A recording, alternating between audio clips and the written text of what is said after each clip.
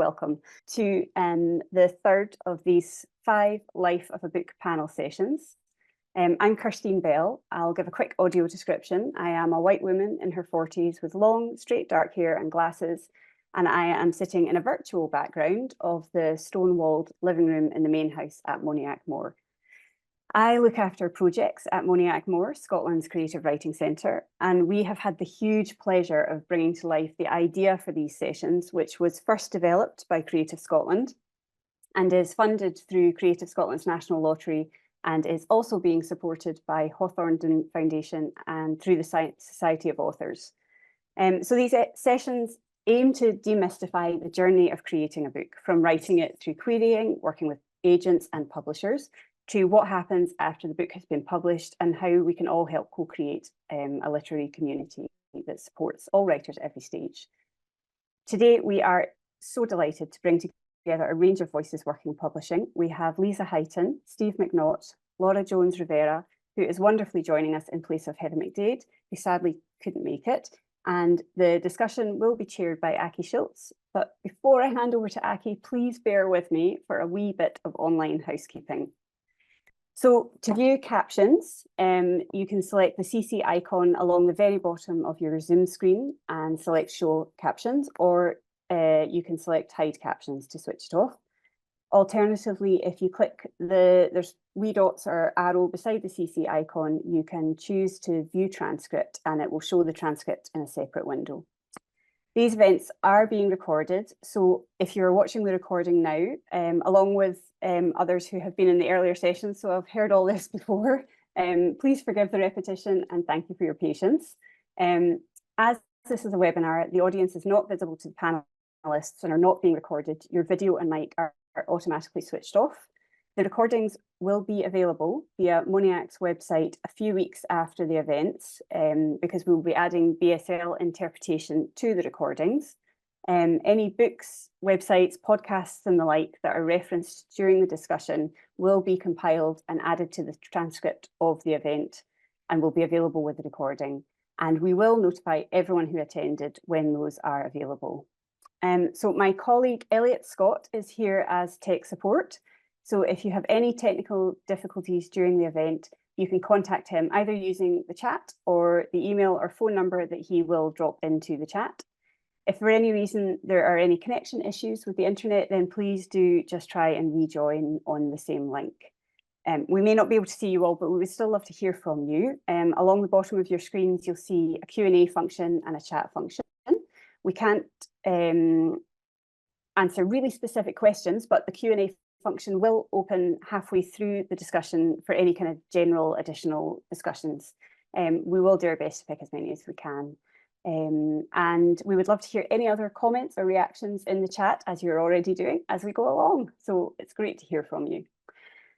Anyway, enough from me. I am delighted now to introduce you to our chair, Aki Schilz. Aki is the director of the Literary Consultancy, the UK's longest running editorial consultancy. She has twice featured in the Bookseller 150 in recognition of her work campaigning for more equitable cultures within the publishing and creative industries. She has been a finalist for the Kim Scott Wallen Women in Publishing Awards. And in 2015, Aki set up the Rebecca Swift Foundation, a charity that advances the craft, creativity and well-being of women poets. So we are so pleased to welcome Aki here today as our chair. So I will hand over, you'll be very relieved to hear, to Aki. And well done. Thank you. Welcome. Thank you, Kirstine, and thank you to Mcnaught Moor for having us for this Life of the Book panel all about working with publishers. I'm in a moment going to introduce all of our panelists. By way of audio description on the screen for me, you will see a half Asian, half Teutonic woman in her small bungalow with a white, rather bland background. So to introduce our panelists for today, Lisa Highton joined Jenny Brown Associates as an associate agent in 2022, making the switch from publisher to agent. So I'm sure she'll bring a lot of incredible perspectives. She founded Two Roads in 2011, so her former life was as a publisher. And she was also deputy MD of Hodder and Stoughton, but feels that she has always been an editor at heart. Over a long career in publishing, both in the UK and in Australia, where she was publishing director of Doubleday, HarperCollins, and then Hodder, Lisa has published many bestsellers. Her passions, she says, are distinctive storytelling, finding hidden stories with emotional heart, and connecting those authors and stories with readers. Laura Jones-Rivera, also on your screen, is the co-founder and co-publisher of the award-winning 404 Inc. Most recently, very recently, named Scotland's Small Press of the Year by the British Book Awards for this year. She has co-run that 404 Inc. since its inception in 2016. It's one of Scotland's very best publishers, in my opinion, whilst also working for numerous other publishers as a freelance production specialist. Her clients have included Charco Press, Bloomsbury, Cypher Press, and many more. She was previously Dead Ink's interim publisher and has been named a rising star by the Bookseller. And finally, Steve Mcnaught has worked as an editor for Arkbound, based both in Glasgow and Bristol, and enjoys working on books that have powerful messages and turn stereotypes on their head, encouraging widespread positive change. What a wonderful ethos. He previously helped develop the Writing Within Walls programme and participated in journalism projects run by the Council of Europe. And you can do your own personal Googling about each of our panellists in your own time. Very well worth looking up all of their endeavours. Before this panel, I invited our panellists to have a think about one thing they feel really excited about or inspired by in the publishing industry to kick us off today, because we want this to be a really positive conversation. So I'm just going to ask each of my wonderful panellists to share their one thing that's inspiring them. Lisa, you're first on my screen. Can I turn to you first, please? Hi, and thanks, Moniac Moore, for actually setting all this up. It's an amazing initiative. So I'm Lisa Highton. I'm an older white woman with glasses, short blonde hair, sitting in the decent side of my dining room. You don't want to look in the other way, wearing a publishing uniform, a stripy top. So the one thing that, well, actually there's more than one thing that really inspires me about publishing, but they're all amazing things. It's about the energy, the positivity, and the generosity of people who work within publishing and their absolute desire to make things work. And that's really it. And I find that inspiring all the time. That's wonderful. Thank you so much for sharing, Lisa. Steve, you're next on my screen. Hi there. Yes, description of me. So I am a white male with a tracksuit, I guess, short hair, sitting in a kitchen, quite a small one. And I guess what inspires me and continues to inspire me is the power of books to change the world. And it's a bit of a cliche, but they do have that continuing power in changing perspectives, in challenging stereotypes, and in also giving people a route for their voices to be heard when otherwise it's very difficult in today's world. And that's something that books, especially when they're properly promoted and published, they can accomplish. So yeah, that's what really inspires me. Thank you so much for sharing. Laura, how about you? Hi everyone, I'm Laura. I'm a white woman in her 30s. I have long blonde hair, I'm wearing a pink top, and I'm in a plain white room with all of the 404 Inc. books in no kind of order behind me, so you can also ignore that. So what I find quite inspiring in publishing is the pure variety of publishers in this day and age. There are just new publishers coming up all the time, and I do really believe that there probably is a publisher there for every author. No author is the same, and no author has the same needs. So therefore, not every author will suit every kind of publisher, but I think it's amazing the amount of ways that publishers can operate. And I think it's a really good time to be an aspiring author because of that. Thank you, Laura. And this ties into, as some of you will be aware, you were invited to ask some questions ahead of time and some from that halfway point, so from 3:30. So we will try and get through some of the questions that have been submitted in advance. There are so many and they're really wonderful questions. One of the things you mentioned just there, Laura, was about not every author is for every publisher. And we've had lots of questions about how authors can find publishers. I might flip that round and just ask how you're finding authors and what the right author for each of your different initiatives is. So for your publishers, Stephen, Laura, and Lisa as an agent. So Laura, I'll go back to you because you reminded me of this. What's your ideal author when you're thinking about it, and how do you find authors? Well, how we find authors is typically a mix of opening up. Basically, once a year, we'll have an open call. So we just say, anybody with any books who's interested, please submit to us, following these rules. And occasionally we will talk to agents. Agents will pitch to us year round, and we'll sometimes engage with them. But we're much more excited about the open submissions, because we find that obviously agenting can be a barrier in itself, and we have found some amazing authors who have been unagented, and we really love working directly with authors quite a bit. So that's how people find us kind of logistically. And in terms of the kind of authors we like to work with, we do get a feel for that quite quickly, because we do, of course, always ask for a bit of a biography, and we really do appreciate it when an aspiring author comes to us and says, well, I think that this title might be a bit like this book and this book. You know, it's a very popular kind of thing that publishers will ask for. It's the Sally Rooney with some. It's usually Sally Rooney. It might be changing these days, but it was definitely Sally Rooney for a while. But that really gives us a gauge of, you know, where they kind of are and where they feel they might fit in the industry, which then helps us. And we're also, you know, our publishing company 404 Inc. is very small. It's just me and my business partner Heather, and some authors really love to work very intimately with one or two people, and that's not going to be the case at a really big publisher where there's multiple teams and you might get passed along quite a bit. But the advantage is you have more people behind you, and therefore you might potentially have more resources. So we have to make sure that we're working with an author that truly understands what we can offer them. And that does come across, actually, surprisingly, in the submissions that we get from authors. We do find most authors have done a lot of research, and we're very thankful for that. And that's very useful. And then, of course, at which point we will obviously engage with the book itself. I realize I'm talking a lot about engaging with biography and the author, but the book itself, of course, that's the main thing that will tell us if they're suited to us or not, because we're so small and we can only publish so many books a year. So we have to make sure it really is right for us. So hopefully that's a bit of it's an answer and a rambly answer. No, it's a great answer. Thank you. And we will talk about that offer in a bit. What is a good offer and what does that look like? But Steve, I'll turn to you next around this. Where are you finding authors, and what's the right sort of an ideal author to you? Yeah, similar to what Laura said, we don't actually put out set calls in that people just generally find out about us through the Writers and Artists Yearbook, online directories and so on, and we get many submissions per week.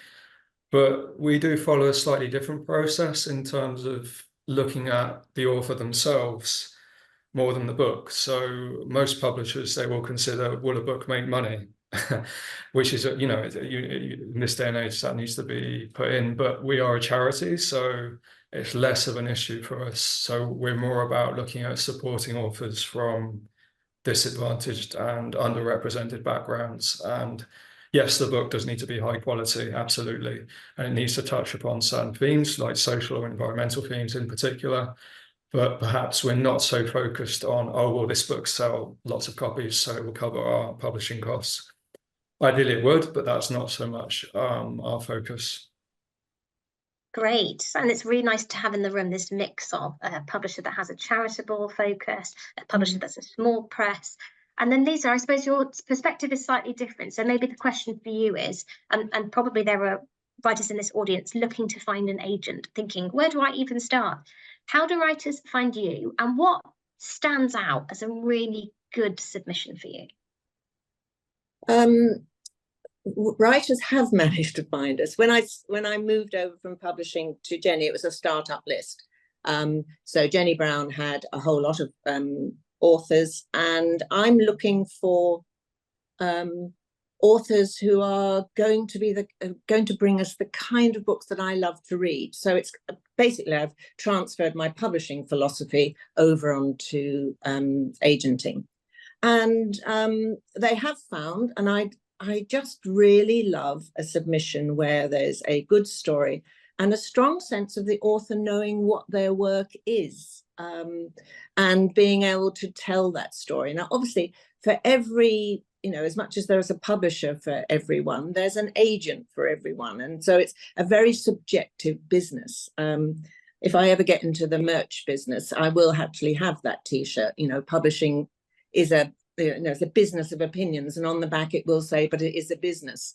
Last year we started a debut prize for unpublished over 50 writers, and we got 1,800 entries in a matter of 6 weeks, and that was astonishing. But it showed that there's a whole lot of people who really they've been trying to write. They think the publishing bus has gone because it's only for Sally Rooney and her ilk.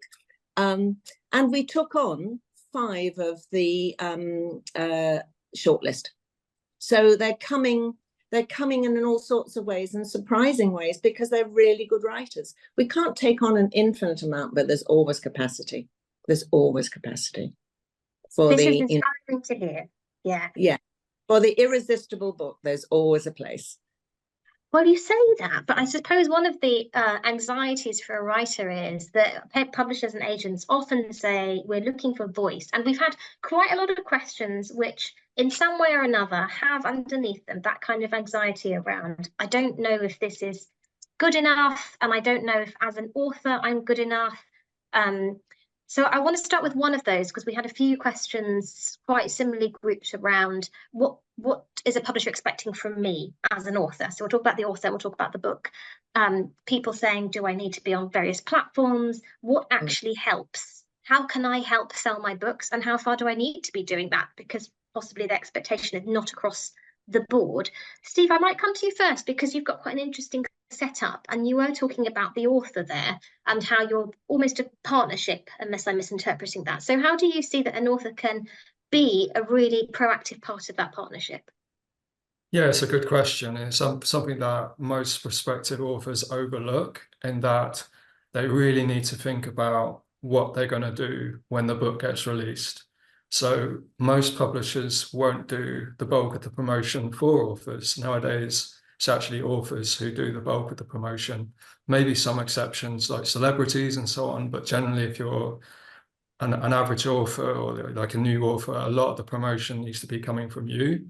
So for a publisher to see that is really good. So you can say, oh, I have a network to promote the book in.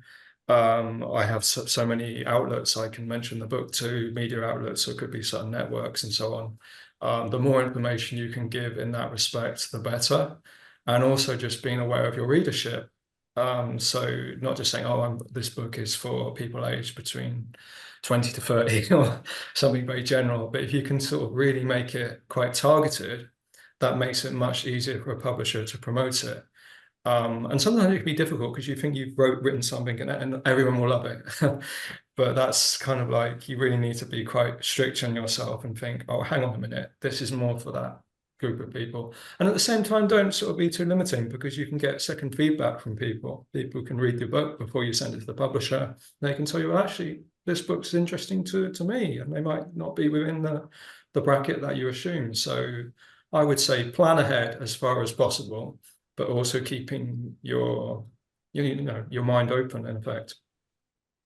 Yeah, that's great. And we've had some tangible things here for our audience. And if anybody wants to share in the chat their own insights into this, you're very welcome. We want this to feel like you're part of this. We're not just speaking at you. So already we've had, think about who your reader is. If you want to muse about who your reader is and pop it in the chat, please do. Think about comp titles. This is Sally Rooney meets X, or this is this title meets X. If you want to pop your comp titles in just to test them with the hundreds of people in here registered for this session, please do. Think planning ahead. And then Laura, do you have anything else to add about how an author can really prepare themselves to be part of this process in an active way? Mm-hmm. Well, yeah, collaboration is just so important. That's really, I feel like, at the heart of this, because I feel like that's where, issues can come up when the collaboration breaks down. So I think, full transparency on both sides is always the best way to be going into this, especially if you're working with a small publisher such as ourselves. But in terms of going into it definitely kind of touching on the whole promotion side of things, it's interesting that we definitely started, I think, with something of an expectation of the authors, at least being on social media and being active. And we've actually made a complete flip. We now say, you have no need whatsoever. We've kind of taken on the job ourselves. We have kind of said, it's our job. It can be a minefield out there. So we just try to take all of that we can, because it's very hard to start anew on social media and in any kind of promotional activity that is internet based. So we totally don't want to put that pressure on any aspiring author, and we don't judge that at the submissions process either. We always say, if you have this information, you want to give it to us, fantastic, we'll take a look, but it's absolutely not something that we would want to do. And I think that's going to be a case-by-case basis with every publisher, I'm sure. I mean, your bigger publishers will probably want something there. But yeah, I think it's a case-by-case. But at least for us, I do think it's just be collaborative and be, talkative with your publishers. Always have questions. We love questions. I mean, there might be some days where it's been a long day and we're like, oh no, another question. But we'll the next day, once we've had a good rest, we'll come back and be like, right, we're ready to collaborate. So that's kind of actually that's the torch I carry through this. I just want everybody to collaborate. Yes, I mean, in theory, sounds wonderful. In practice, it can be tricky, and that's where a literary agent can be a fantastic mediator, a go-between, an advocate, a champion, a fact-checker. So, Lisa, I wonder, we didn't have an explicit question about this, but I think there's an important bridging that happens between a publisher and a writer, and that often, not always, is the literary agent. Could you talk us through a little bit about how you're advocating for the writer when these sorts of questions come up about what the expectations are, what they should be doing?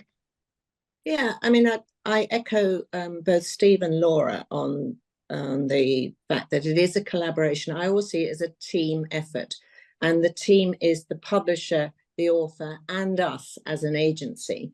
And I think everyone can collaborate in different ways. And I would never suggest to an author, neither would any good publisher, that they go on social media if they have no skill or desire or just the fear. But there's many other ways that you can do this. And as an agency, we support on our social channels all of our authors. We work with the publishers in a kind of round table way and say, at the very beginning, we want to have clear communication about what you can do, when you're going to be doing it, what you would like us to do, when we amplify it, and setting a reasonable level of expectation so we know what can and can't be achieved. And obviously, if a book starts to get traction, then we know that publishers will follow that. There's almost like a magnetic impulse to give it more attention. But nonetheless, we understand that we are all shareholders in this project. And often, as Laura said, often the problems come when the communication from the outset has not been clear, or there has been communication which was misleading or just plainly overly optimistic. I'm a great believer in the under-promise, over-deliver school.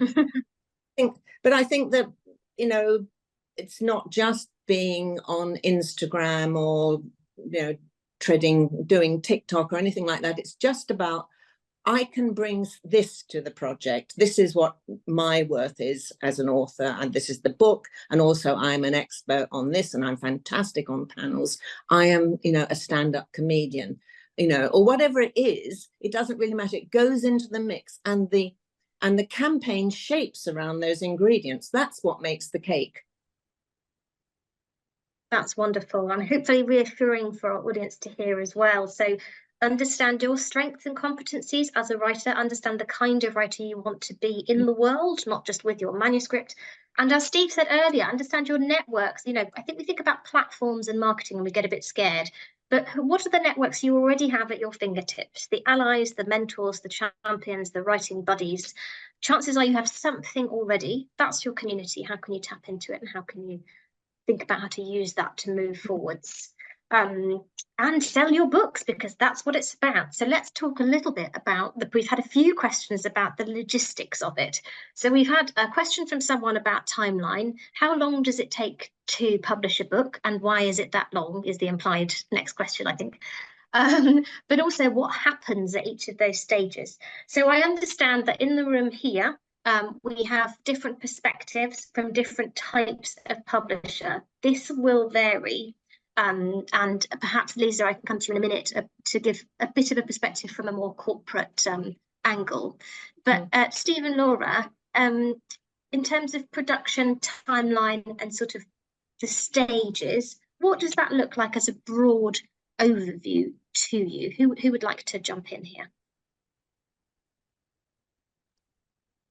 Well, I'm just thinking, because we, 404 Inc., we have two different strands. We have kind of our typical bigger books. We call them bigger books. They're your, fiction novels. And we also have Inklings, which are very small non-fiction books that are quite short.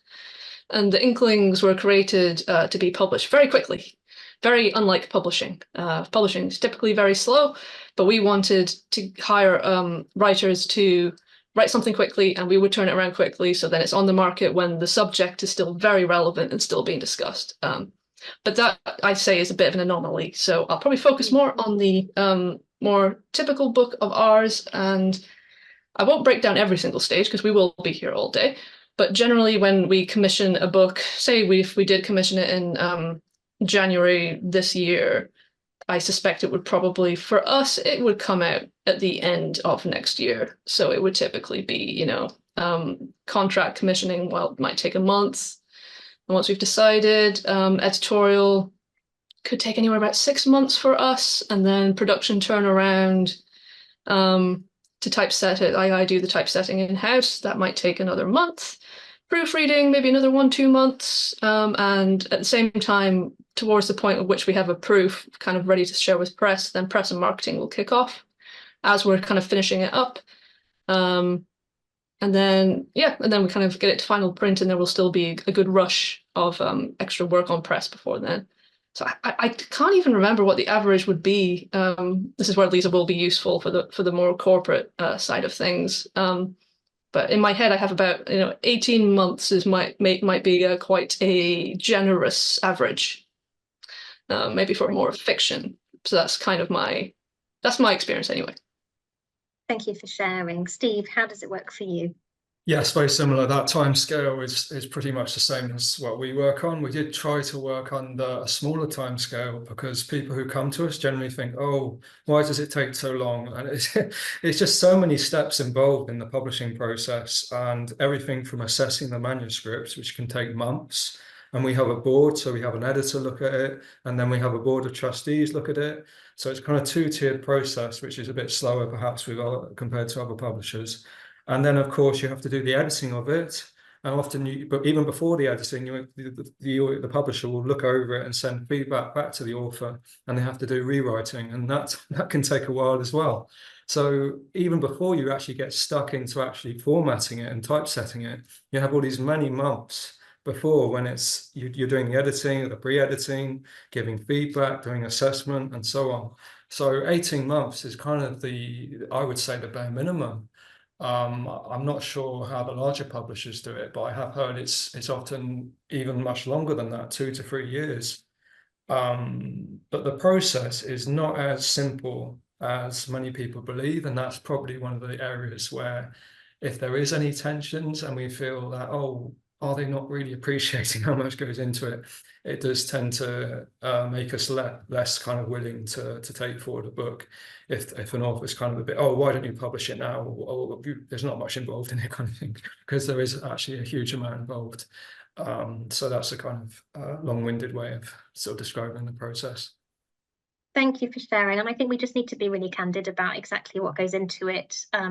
I think it's a travesty that book prices haven't increased over the years in line with various other things. There's a lot going on. Lisa, I won't ask you exactly the same question, because I think the processes are fairly similar, even if the timescales are slightly different. But I will take a question that we got asked in advance about how does it work in a corporate when you have an acquisitions meeting, and then how do you decide on what to pay an author? So I wonder if you can, from a kind of corporate perspective, maybe share a little bit about how that part works.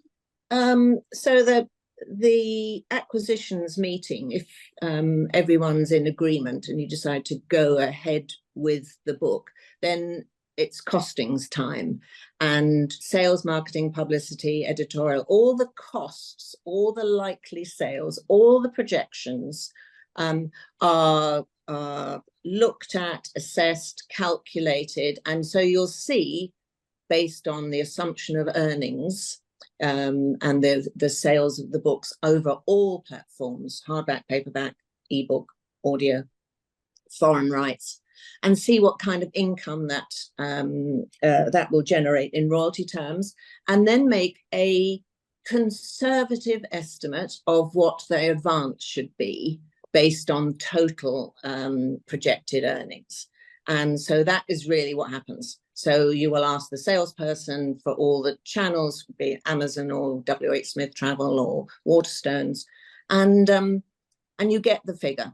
And then you say it will be X, so we will conservatively offer X minus 50%, because those are projections and it might not happen. So they're trying to just guarantee things. So that's broadly how it works. So the editor will then go back to the agent with this offer. There'll be some argy-bargy, and basically an agreement will happen with neither side feeling coshed, and it will go ahead. And from that, the marketing budget, the publicity budget is established. They will see at the time of acquisition where it fits in the overall publishing schedule for that year, and when it's the right time to publish that book. If it's a debut novel, they're not going to do it in the second half of the year, because that's when all the big non-fiction happens. So it's probably going to be in the first half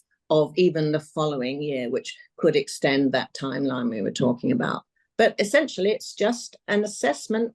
An advance is just an assessment of what the earnings would be. And an advance once paid is never needs to be returned, even if you don't earn out. Yes, so that money, writers, is yours. And I really hope that's useful for those of you who might not have quite understood exactly how that works, to get an insight in how that works for the different types of publisher out there. So as you can see, a lot of thought goes into this, a bit of luck, a lot of working on precedent, which I don't think always gives enough space for true innovation. If I dare say something to challenge that model. But that is how it works, and there's a lot of skill that goes into this as well. A lot of publishers are really trying to work on your behalf because they want to sell.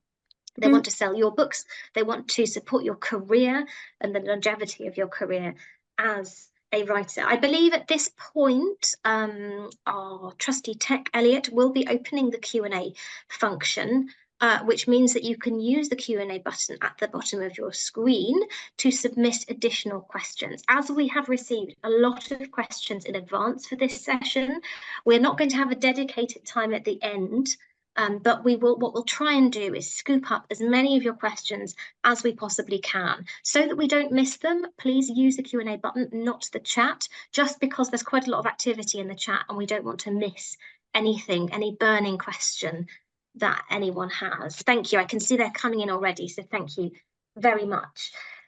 Before I go to those, I do have a few more from people who've submitted in advance. And if you are watching on catch up and you're one of those people, hopefully we're honouring your question somewhere in this session. We have had some questions about creative control. So, you know, great, you get an advance, you get an agent, you get a book deal, hopefully you get an advance. Hopefully you're helping the publisher to sell your books, you're in bookshops, you're in Sainsbury's, you're in libraries, you're doing all of this stuff. How much creative control, realistically, is one of our questions, does an author have in this process? Again, probably will vary, but I'd just love to hear. This person has asked specifically about, for example, cover artwork and those sorts of decisions. So collaboration, but how far is it that they're actually collaborating with you, and where are you making executive decisions based on your knowledge? Steve, I'll come to you first, because I feel like I should come to you first for one of these questions. Okay, yeah, it's a good question. It does depend per publisher, I would say, but for Arkbound, what we do is we try and work with the author. So we say to them, do you have a concept or even an image in mind? So we go to them first, and then they will send us what they think would look good for their cover. And very, very rarely we will say, all right, let's run with that. More often we would sort of come up with an alternative based upon other similar books, based upon the market, based upon the target audience, and so on.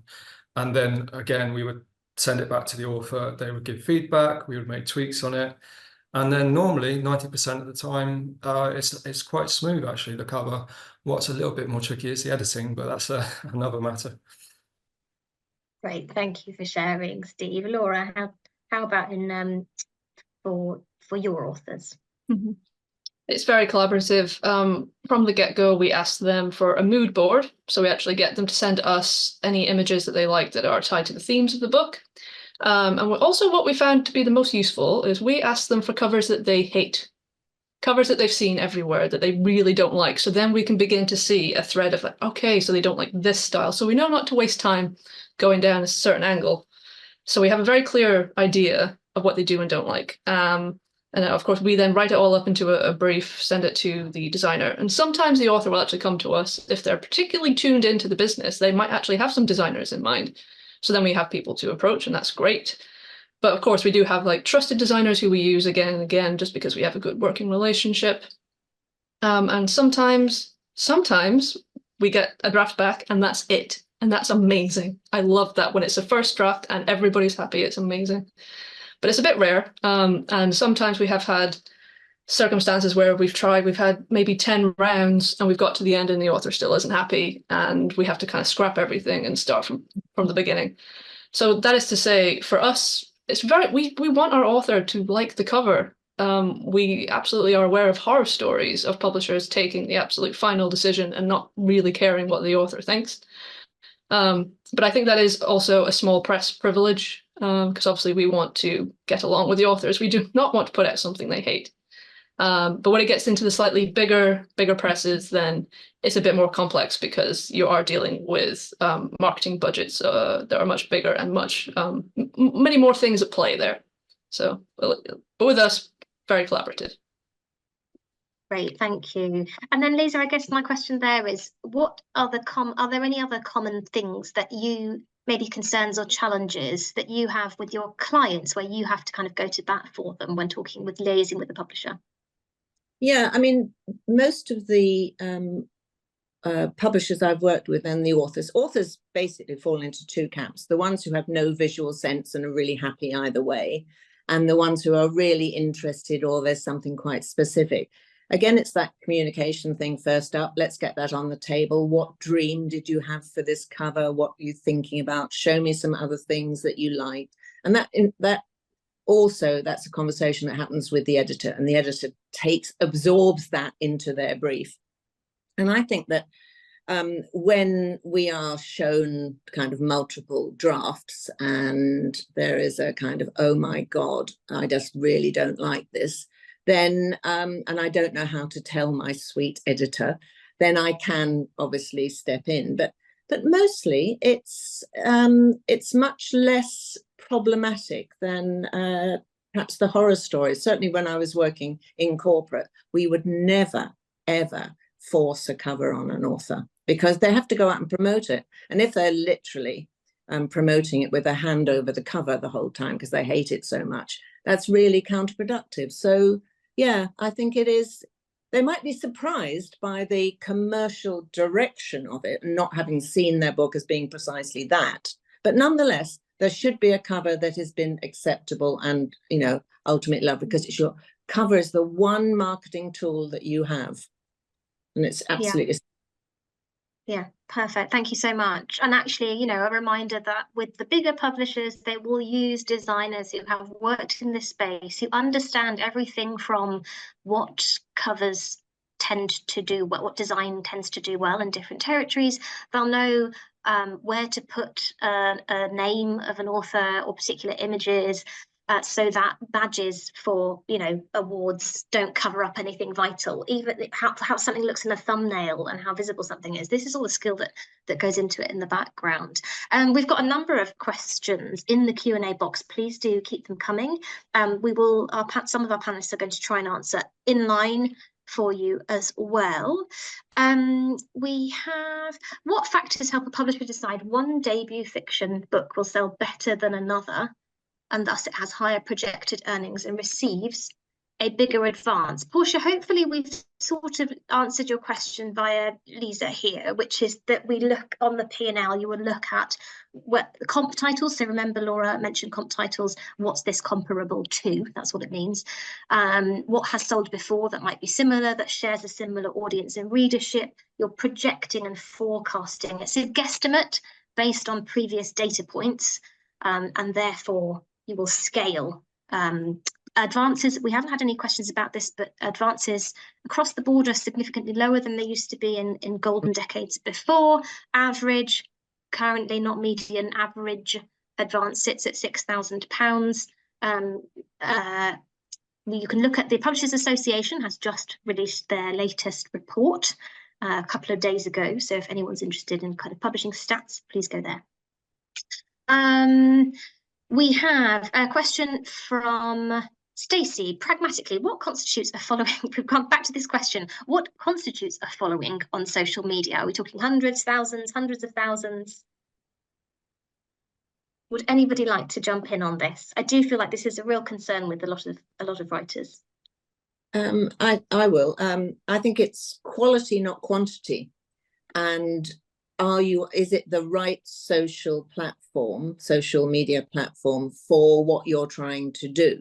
You know, I think Instagram is an obvious one because it's pictures and very little words. Twitter, and I shall refer to it as Twitter, is much more divisive, although the book corner within Twitter is still really, you know, relatively benign. And TikTok is for, you know, a certain generation. So I think it really, you know, it's a question of, is your voice being heard? So it isn't actually about the numbers. Yes, we used to look at them all the time, but it doesn't really mean anything. It's about the conversion factor. You can have 1 million followers, and if they're just following you because they like your jokes and are not really interested in your book, then that conversion is meaningless.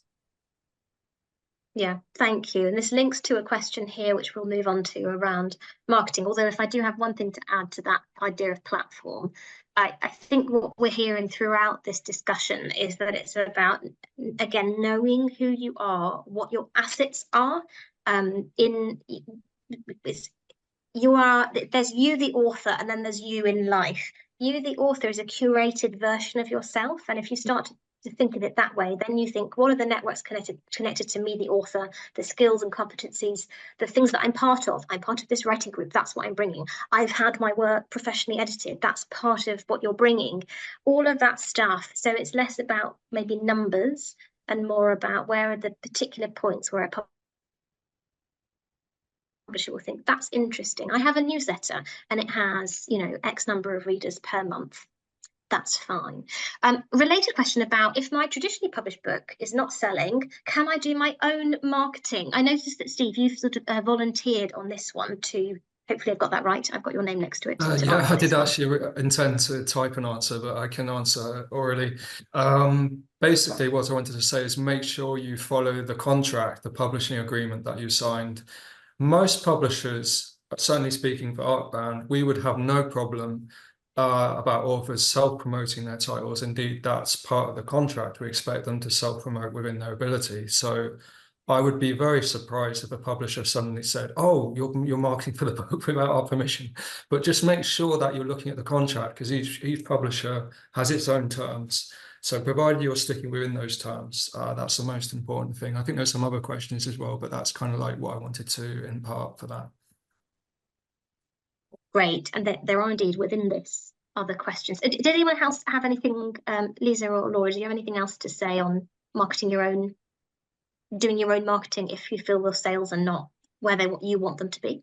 Yeah, I think it's absolutely fine to do that, provided you tell the publishers, you know, that, I mean, because they'll be doing a whole lot of invisible marketing, or at least invisible to the author, a lot of background stuff that's happening. So it's a question of what are you going to be doing, and maybe they can support, but they can only really, certainly the big ones, can only really support up to a certain time, and then those resources are drawn off into another project. So I think they'd be really happy if you were doing, you know, useful, you know, sensible things.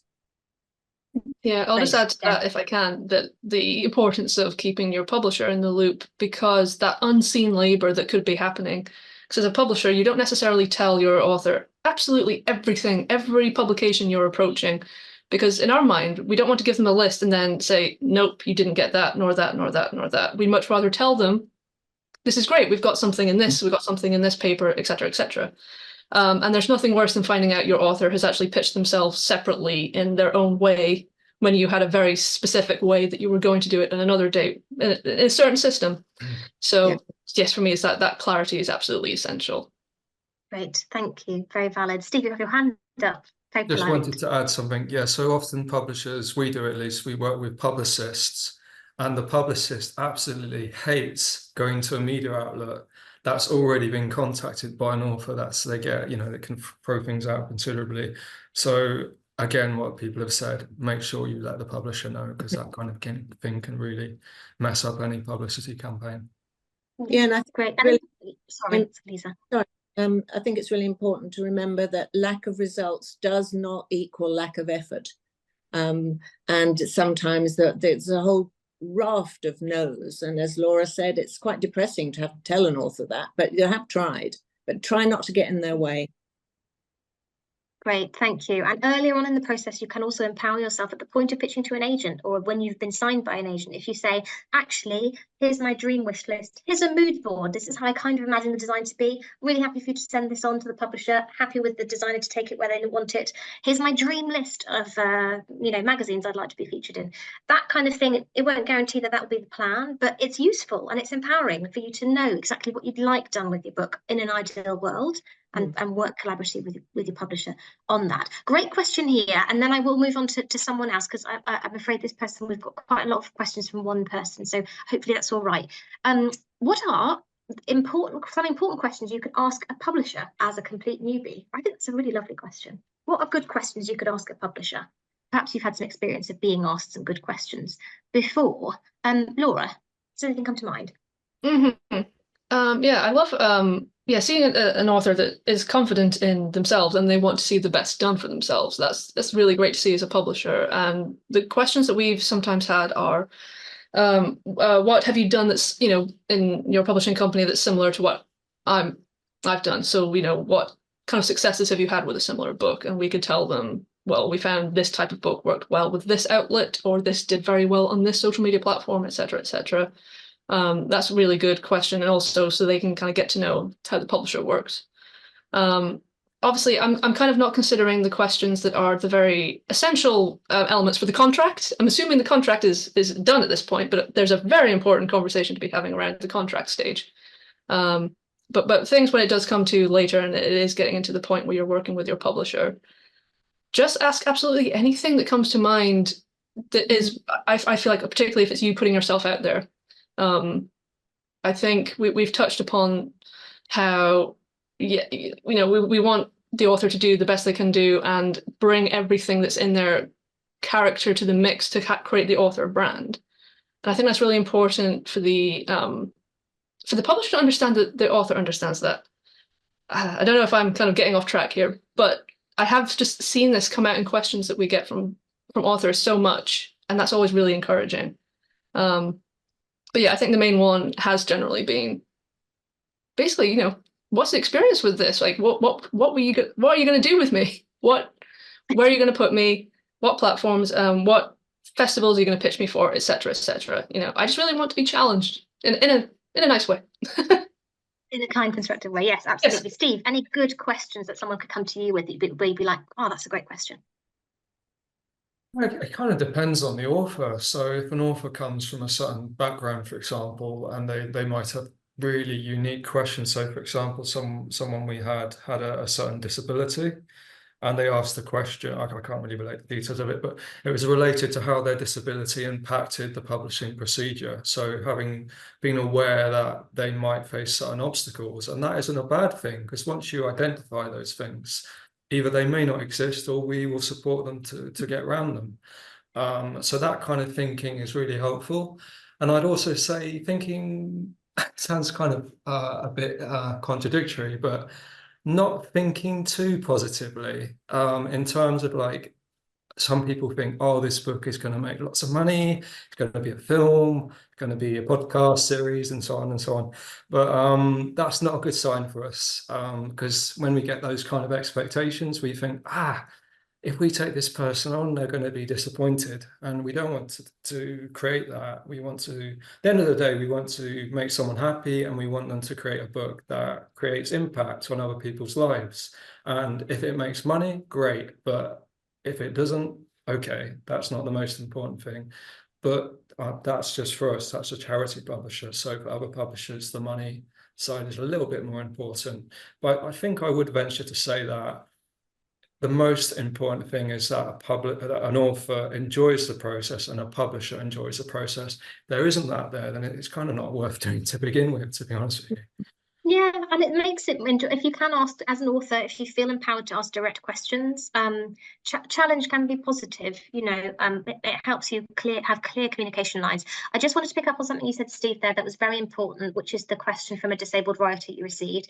We do a lot of work on inclusion and access, and I really think that sometimes there's a seeming appetite for diverse stories at the moment, but there is quite a big risk of exploitation and non-equitable partnerships with any publisher, agent, etc. That's just the nature of that power dynamic. And asking really clear questions rather than feeling forced to disclose can be a really good way to take agency back into your own hands for that part of the conversation. Absolutely. In case anyone in our audience is feeling worried about that or feels that affects them in any way. I'm aware that we are running out of time. We have 2 questions about 1 and 2 book deals. So before we go to our roundup, I do, just because we have 2 people asking, I wonder if, Lisa, you could give us perspective. 1 and 2 book or multi-book deals, pros, cons for debut authors. Any thoughts? I think 2-book deal pros, you've got security, and you've got clearly the confidence of the publisher, who is willing to invest for at least 3 years of your publishing life. And especially if you're a debut, they're holding your career in their hands for a significant amount of investment in their terms. The con of that is if book 1 doesn't work, they will be less enthusiastic about book 2, or the relationship breaks down, then you're less enthusiastic about them. So it's quite hard to separate yourself at that point. Or if you think they're not doing it properly, or there's some awful thing that has happened, or disappointing thing, really.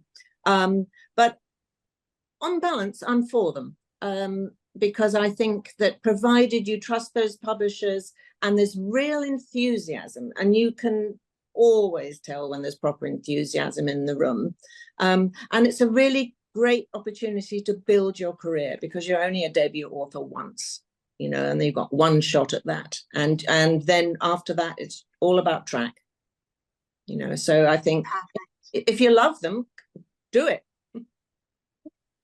Brilliant, thank you. I'm very sorry that we haven't managed to get to all the questions. I did want to quickly address a couple that I think can be answered very, very swiftly before we do our roundup. Hopefully the question about previous work, bylines, etc. has been answered insofar as be really clear about what your assets are when you're pitching yourself. Those are all, previous bylines, previous publications, they are all they're credits on your CV, on your writer's CV, where they are relevant to you being a writer, not where they're not. Omit those, it doesn't matter. Absolutely. Yes, there are specific agents, publishers, for science and medical non-fiction. Generally, that tends to be peer-reviewed stuff doesn't tend to be agented, but you can find, if you Google it, you can find particular platforms and places to find those specific publishers. Same with religious interest, academic titles, education titles.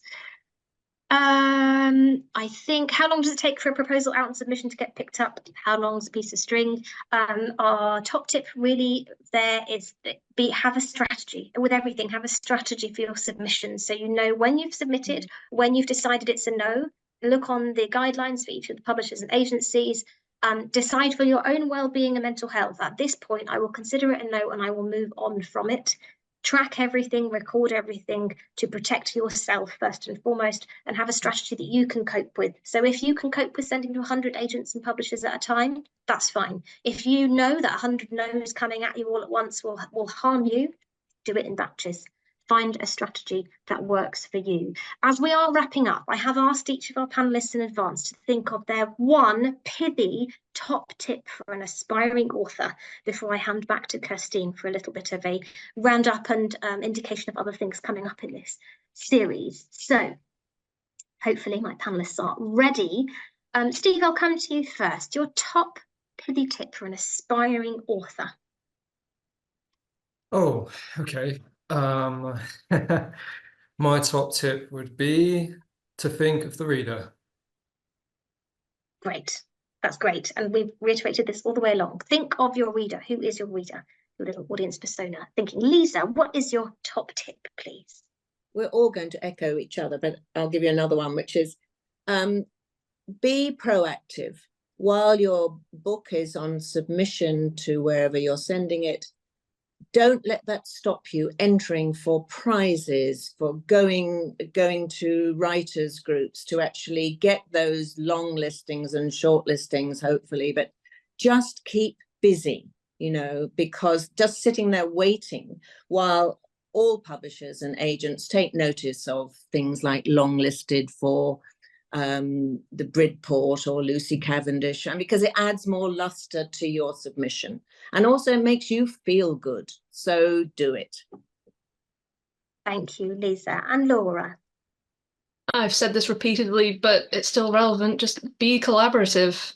When you enter these professional relationships, be willing to give and take. Absolutely know your worth. Know when you need to put your foot down, but also know when to say, okay, maybe the publisher, maybe the designer, maybe the publicist knows better on this.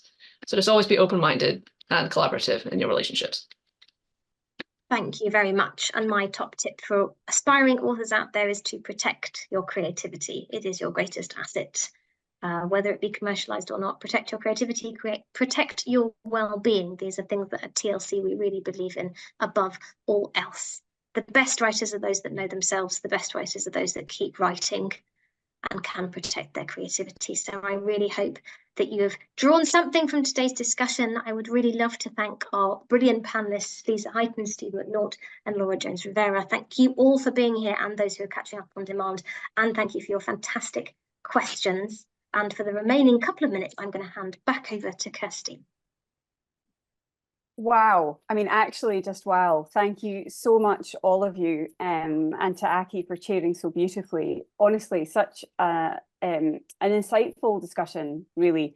And you really have covered so much in such a short time. And thank you to everyone here as well for all the chat and for all the wonderful questions as well. If you're watching the recording, please do let us know your thoughts below the video as well. Thank you again to Creative Scotland, Hawthornden Foundation and Society of Authors and the team at Mcnaught More. Just to reiterate for anyone that joined late, the recordings will be available through Mcnaught's website in a few weeks, and all links and books and everything will be included with the transcript of the recording and links to extra resources as well. So we'll notify everyone in the live audience once that's available.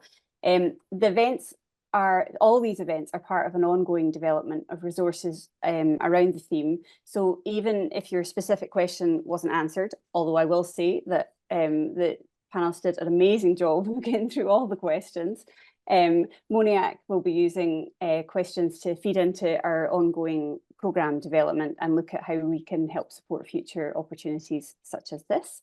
And that goes for those watching the recording too.